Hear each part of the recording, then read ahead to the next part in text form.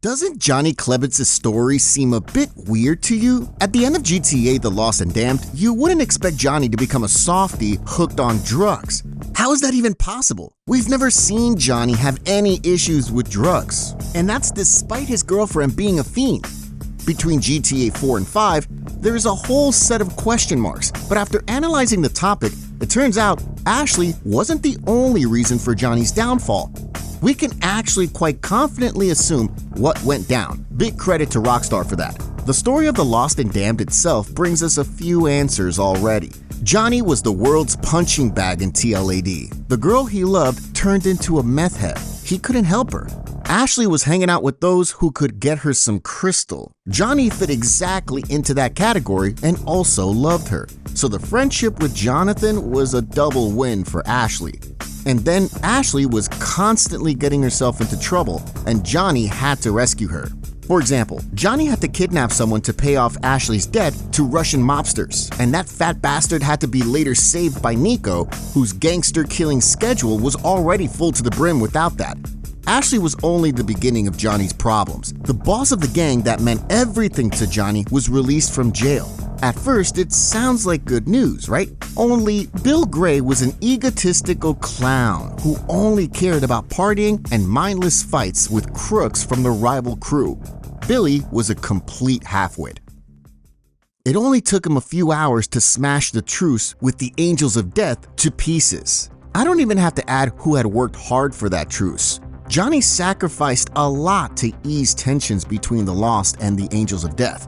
And the end of that truce was the beginning of an avalanche of problems. Not many paid any attention, yet that truce was crucial for the future of outlaw motorcycle gangs in Liberty City. The principle is simple. If you want to operate in the gray zone, you need to do it smart and discreetly. You can't draw unnecessary attention. Mindless shootouts with the Angels of Death didn't do much good. It only meant trouble and made it harder to do business. Plus, it made the police's job easier. You know how it is. Murders and shootouts draw the police's attention. We see that very well in the game itself. The motorcycle gang conflicts were talked about in the media. That's hardly a surprise considering that bloody encounters between them drastically went up following Gray's release. The press and the radio news were constantly reporting yet another shootout. Now, how are you supposed to do business if the authorities are following your every move?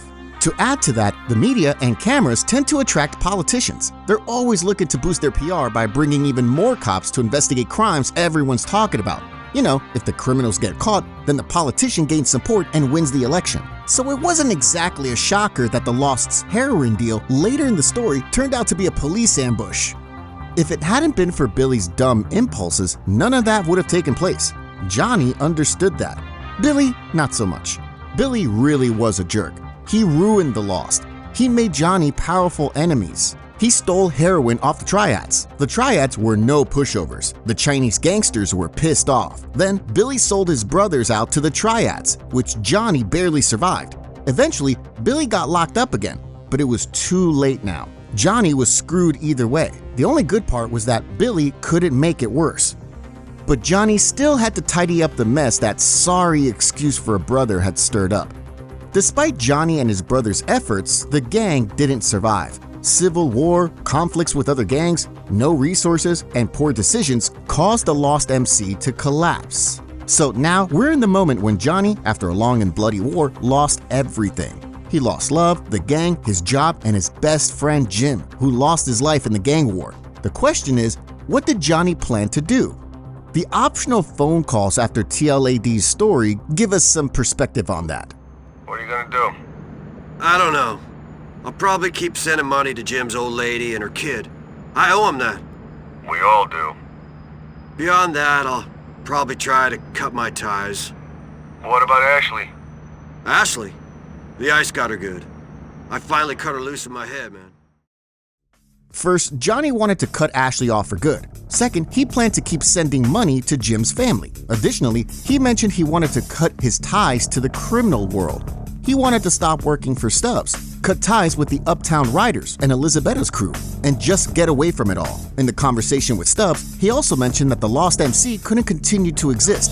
You see, we got a set of codes that mean you can't keep on like nothing's happened after brothers turn on brothers and your world turns to shit. The club's code forbade them from carrying on after an important member's betrayal. And that's what happened within the Lost. Not only did Billy betray Johnny, but his sidekick Brian also sparked an internal conflict. So Johnny couldn't run the gang anymore. He didn't want to work with people he met during TLAD's story. He also didn't want to be stuck in a toxic relationship with Ashley. All good plans, but what now? Life doesn't always turn out the way we wish, and we can't always change it.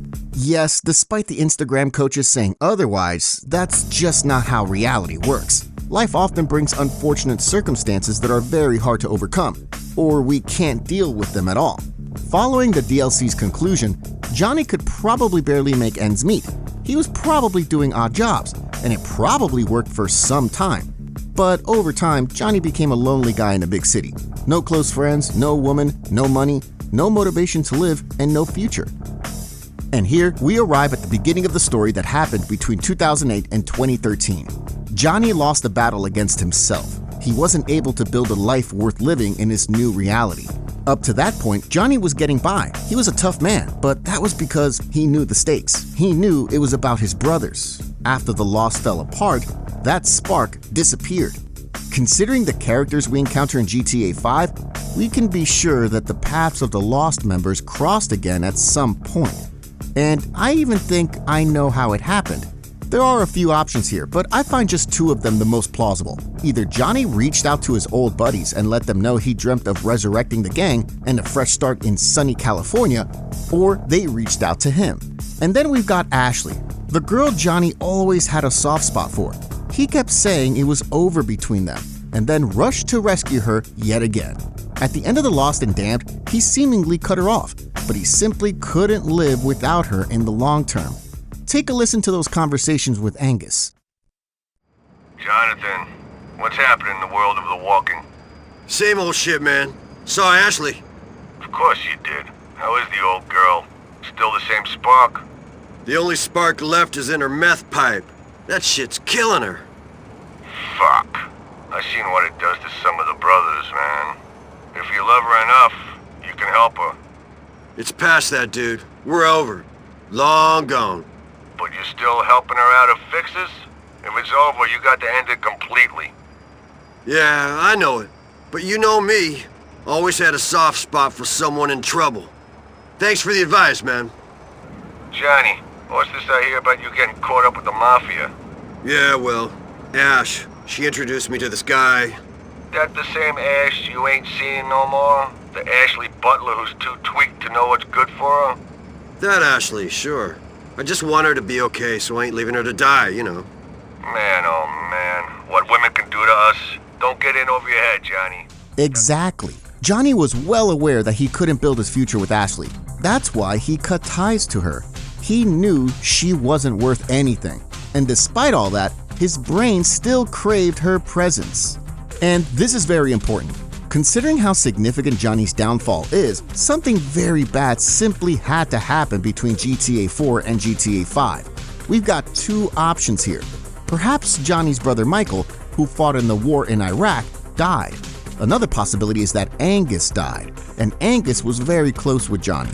We know he was sick, and we don't meet him in GTA 5. In GTA 5, we encounter Terry and Clay, two very good friends of Johnny's, but Angus isn't there. Johnny's brother's death, or Angus's death, could have been what really hit him hard, made him realize he couldn't keep living like that he had to reach out to everyone who was important to him. To Terry, to Clay, and Ashley too. Maybe deep inside, he still believed she could lay off Crystal. He felt he had to get everything together and begin a new chapter, because who knows how much longer they would live. A new city, far from liberty, maybe there was still a chance to write a happy ending. What's interesting is that there's a sticker on Johnny and Terry's jacket that says, "I rode mine to Los Santos in 2004. So it seems their destination wasn't accidental at all. The boys apparently had some contacts down there. With their help, the bikers managed to start a new chapter on the West Coast. They started trading drugs and weapons there. Maybe it wasn't exactly classy, but at least Johnny's life made sense again. He had brothers, he had a business, and he had a woman. Well, fine, but if everything got back to normal again, Then how come Johnny became a sissy boy? Why did he start using drugs? And that's an especially interesting part of this story. Ashley was Ashley, but let's pay more attention to sneaky Trevor here. Trevor had a business in Sandy Shores. He mainly sold methamphetamine, and suddenly a pack of crooks from Alderney came out of the blue and set up shop in his yard. They stole his customers. They were competition. Trevor surely wouldn't just let that slide. He thought of a real cheeky plan. In GTA Online, some canonical plot lines take place before GTA 5's events. One such example is the contact missions for Trevor. In the description of one of them, we can find this sentence: "This ain't strictly business, but it'll keep Trevor happy, and that's good for everyone, right?" Now, he wants one of those lost MC vans, something to do with his friend Ashley, and make it rock to torment her fella. So, I guess that answers our question. I mean, in theory, it seems like all we can really take from this is that Trevor had some shady plans for Johnny, but let's connect that to the other hints. In the Nervous Ron mission, we see that Trevor saw through Johnny. He apparently analyzed his personality. He was somewhat interested in his life. Man was weak for Crystal, weak for Ashley, man was weak. Shouldn't have spoken to me like that. He recognized Johnny had a weakness for Ashley, and that information was crucial in Trevor's strategy. He decided to take advantage of it. Listen to what Trevor shouts in the Mr. Phillips mission as he's killing off the Lost. I'm wiping out my whole customer base. This is hard for me too. I've had to kill half the tweakers in the county. In another mission in GTA Online, or from Steve Haynes' TV show, we clearly see that there was a meth epidemic within the Lost. These are one of the nation's toughest outlaw motorcycle gangs, the Lost. When they're not running meth, they're smoking it. Trevor was very aware of that. Why was that? Well, that's because that sneaky bastard was largely responsible for that. If we connect all those dots, we see what Trevor's plan was. He recognized the Lost's weak link, Ashley. He became friends with her and often gave her free hits, or alternatively, he let her pay for him with sex. His objective was to get Ashley to spread meth within the Lost. And who knows, maybe Ashley was so addicted that she was doing it knowingly on Trevor's orders. Maybe she was so drugged up that she couldn't see that her actions would inevitably lead to a disaster. And all that in exchange for free crystal from Trevor. Thanks to that, Trevor didn't have to wipe out the Lost in a direct war. He could first weaken them from within and then put them away at the right moment. That was a brilliant plan, especially that Trevor's crew wasn't exactly huge. If he'd had an army of soldiers, he wouldn't have gone storming O'Neill's house on his own, would he? On top of that, the Lost couldn't really stand up to Trevor either, because a lot of their members lived off his stuff. Trevor made him dependent on himself. I don't think there's a better way to get rid of competition. The fact that Ashley was the club leader's woman was especially fortunate for Trevor. It seems that it was around that time that Johnny got hooked on meth. Ashley was roaming around drugged up all the time. Johnny could have eventually broken. Maybe he wanted to understand why she was taking that stuff. He tried once and later couldn't stop. Also, who knows if Ashley deliberately drugged him up one time so he'd get addicted? We know she was capable of anything, especially if Trevor had given her some proper candy and vitamins in exchange. So in my opinion, that was how Trevor wanted to get rid of the competition. He didn't even have to sweat much. The plan was basically carrying itself out. Of course, the whole process was eventually sped up because Trevor found out about Michael. He got angry and unleashed his wrath on Johnny and the Lost. So it seems that it wasn't just the drugs and Ashley that broke Johnny. Trevor was coordinating everything from behind the scenes. He spotted Klebitz's weakness and used it to his advantage. It seems Rockstar wrapped up Johnny's story very neatly and very thoroughly. Well, enough that we can determine the most likely chain of events. So yeah, thanks Rockstar.